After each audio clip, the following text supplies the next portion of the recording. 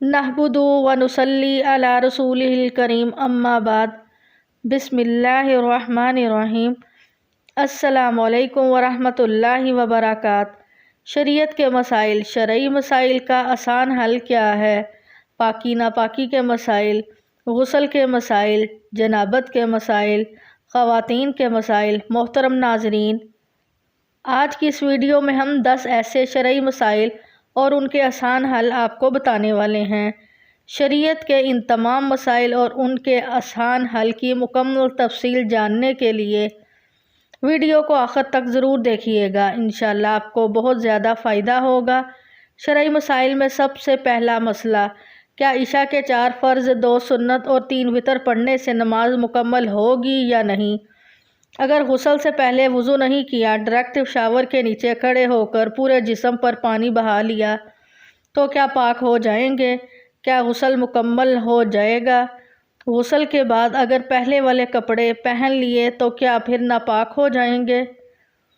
کیا دوبارہ غسل کرنا پڑے گا؟ جن کپڑوں میں ہم بستر ہوں، کیا غسل کے بعد وہ کپڑے پہن سکتے ہیں؟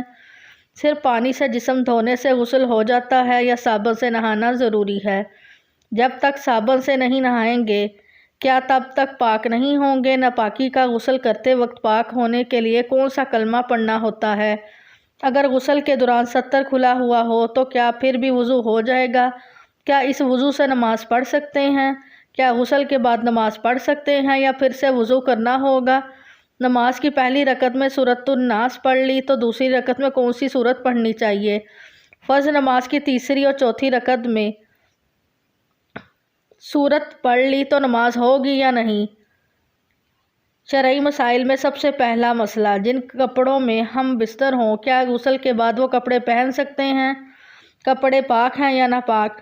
بہت سے لوگ یہ سمجھتے ہیں جب میاں بیوی آپس میں ملتے ہیں تو انہوں نے کپڑے پہنے ہوئے ہوتے ہیں، وہ کپڑے ناپاک ہو جاتے ہیں، یعنی وہ بیڈ شیٹ ہے وہ بھی ناپاک ہو گئی، جو انہوں نے لحاف لیا ہوتا ہے وہ بھی ناپاک ہو گیا، جو کپڑے ہیں وہ بھی ناپاک ہو گئے۔ تو ایسا بالکل نہیں ہے۔ کپڑا اس وقت ناپاک ہوگا جب اس کے اوپر کسی قسم کی نجاست لگے گی۔ اگر نجاست لگ گئی تو کپڑے کا وہ حصہ ناپاک ہو گیا، ورنہ اگر نجاست نہیں ہے تو کپڑے پاک ہیں۔ غسل کے بعد دوبارہ وہی کپڑے آپ پہن سکتے ہیں، کوئی حرج نہیں ہے۔ ہاں، اگر نجاست لگ گئی ہے تو کپڑے کا صرف اتنا حصہ ناپاک ہوگا، اسی کو پاک کر لینا کافی ہے، یعنی جہاں نجاست لگی ہے اسی کو اگر آپ دھو لیتے ہیں، نجاست دور کر دیتے ہیں تو کپڑا پاک ہو جائے گا۔ شرعی مسائل میں سے دوسرا مسئلہ، ناپاکی کا غسل کرتے وقت پاک ہونے کے لیے کون سا کلمہ پڑھنا ضروری ہوتا ہے؟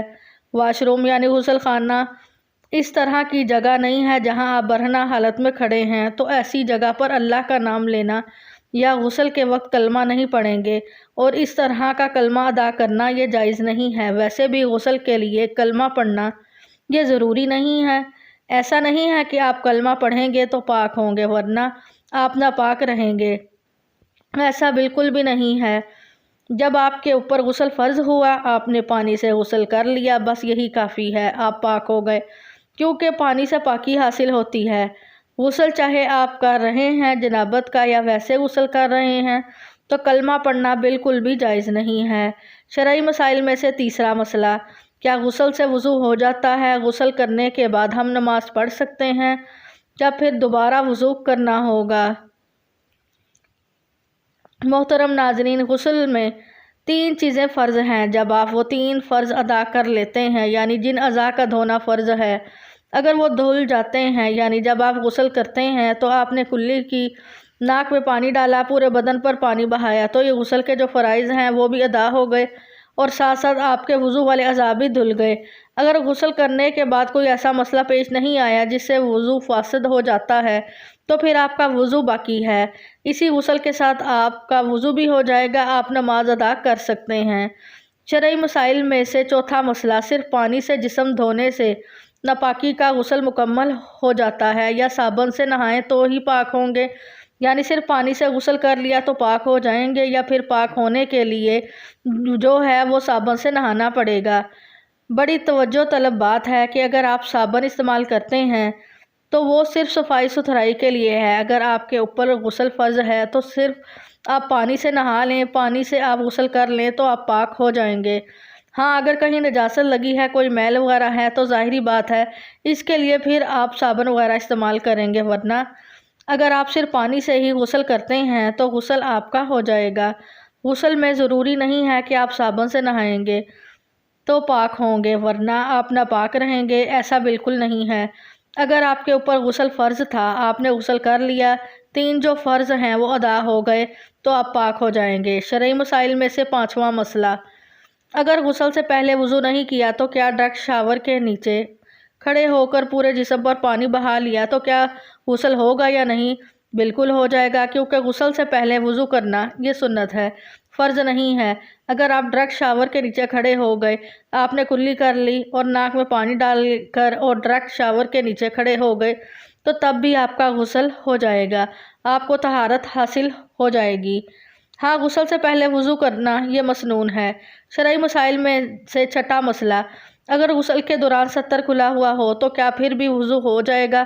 کیا اس وضو سے نماز پڑھ سکتے ہیں؟ جی بالکل ہو جائے گا۔ بہت سارے لوگ یہ سمجھتے ہیں کہ شاید اگر ستر کھل گیا تو اس سے وضو فاسد ہو جاتا ہے، یہ بالکل غلط ہے۔ وضو کے توڑنے والی جو چیزیں ہیں ان میں سے یہ چیز نہیں ہے کہ ستر کھلا جانے سے وہ وضو فاسد ہو جاتا ہے۔ بعض لوگ سمجھتے ہیں کہ گھٹنا کھل گیا تو اس سے وضو جاتا رہا، بالکل نہیں۔ اگر ستر نہیں ڈھکا ہوا یعنی پورے کپڑے اتار کر آپ غسل کیا ہے تو تب بھی آپ کا وضو ہو جائے گا، ٹھیک ہے۔ وضو والے اعضاء دھل گئے، آپ کا وضو باقی ہے۔ اگر کوئی ایسی چیز پیش نہیں آئی جس سے وضو فاسد ہو جاتا ہے تو جب بھی آپ اسی وضو کے ساتھ نماز پڑھ سکتے ہیں۔ شرعی مسائل میں سے 7واں مسئلہ، غسل کے بعد اگر پہلے والے کپڑے پہن لیے تو کیا پھر ناپاک ہو جائیں گے؟ کیا دوبارہ غسل کرنا پڑے گا؟ ایسا بالکل بھی نہیں ہے۔ غسل کرنے کے بعد اگر پہلے والے کپڑے جو آپ نے غسل سے پہلے پہن رکھے تھے ناپاکی کی حالت میں وہ دوبارہ پہن سکتے ہیں۔ ہاں یہ الگ بات ہے اگر وہ کپڑے ناپاک ہیں، اس کے اوپر نجاست لگی تھی تو وہ کپڑے ناپاک ہوں گے۔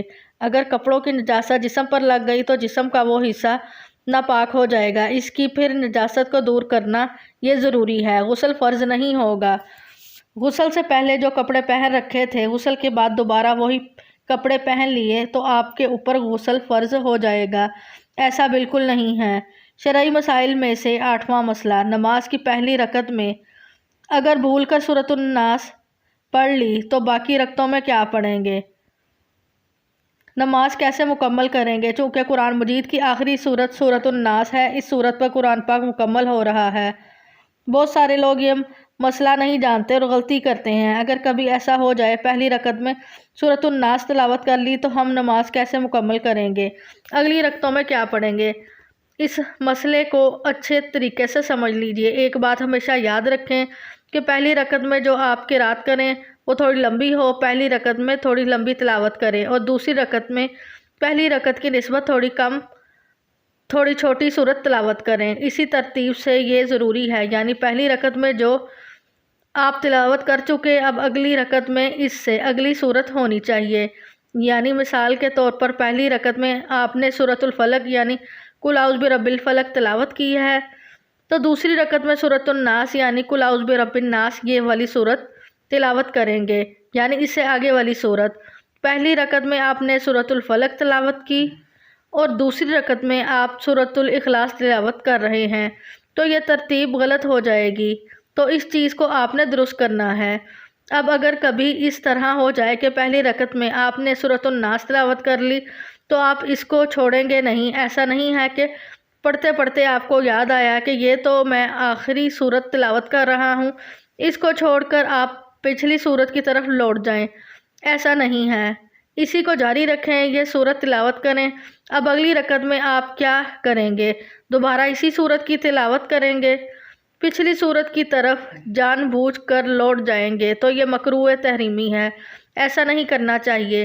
پہلی رکعت میں سورۃ الناس تلاوت کر چکے ہیں تو اب اگلی رکعت میں بھی سورۃ الناس ہی پڑھیں گے۔ شرعی مسائل میں سے 9واں مسئلہ، فرض نماز کی تیسری اور چوتھی رکعت میں سورۃ الفاتحہ کے بعد سورۃ ملا لی تو کیا نماز ہو جائے گی؟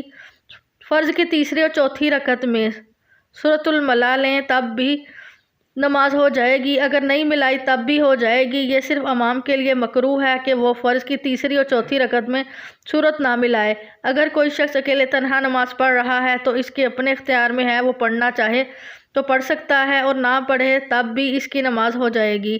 اور یاد رکھیے گا، فرض کی تیسری اور چوتھی رکعت میں اگر آپ سورۃ الفاتحہ بھی نہیں پڑھتے، یعنی 3 تسبیح پڑھ کر رکوع میں چلے جاتے ہیں، تب بھی آپ کی نماز ہو جائے گی۔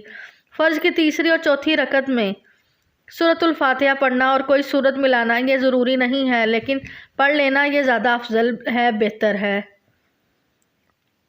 شرعی مسائل میں سے 10واں مسئلہ، عشاء کی نماز میں اگر 4 رکعت فرض اور فرضوں کے بعد والی 2 رکعت سنت اور پھر 3 رکعت وتر پڑھ لیے تو نماز مکمل ہو جائے گی۔ نماز عشاء میں کل 17 رکعت ہیں۔ 4 رکعت سنت غیر موقدہ فرضوں سے پہلے، اس کے بعد پھر 4 رکعت فرض، پھر 2 رکعت سنت موقدہ، پھر 2 رکعت نفل اور پھر 3 رکعت وتر اور پھر آخر میں 2 رکعت نفل، یہ ٹوٹل 17 رکعتیں ہیں۔ اب اس میں جو 4 رکعت سنت ہے نا، جو فرضوں سے قبل 4 رکعت سنت، یہ سنت غیر موقدہ ہے۔ اگر کوئی شخص پڑھتا ہے تو بہت زیادہ فضیلت ہے، ان سنت کو ادا کرنے کی بہت زیادہ اجر و ثواب ہے، لیکن اگر کوئی چھوڑ دیتا ہے تو وہ شخص گناہ گار نہیں ہے۔ اسی طرح جو 4 رکعت فرض اور پھر 2 رکعت سنت موقدہ کے بعد 2 رکعت نفل ہیں، اگر کوئی شخص نفل نماز پڑھتا ہے اس پر بھی اسے اجر و ثواب ملے گا، اگر نہیں پڑھتا تو وہ شخص گناہ گار نہیں ہوگا۔ اور بعد والے جو 2 رکعت نوافل ہیں وہ بھی اگر چھوڑ دیتا ہے تو کوئی گناہ گار نہیں ہوگا۔ اب جو ضروری ہیں اس نے ادا کر لی ہیں تو اس طرح اس کی نماز عشاء مکمل ہو جائے گی۔ آخر میں اللہ تعالیٰ سے دعا ہے کہ اللہ پاک ہم سب کو 5 وقت کا نمازی بنا دے، آمین۔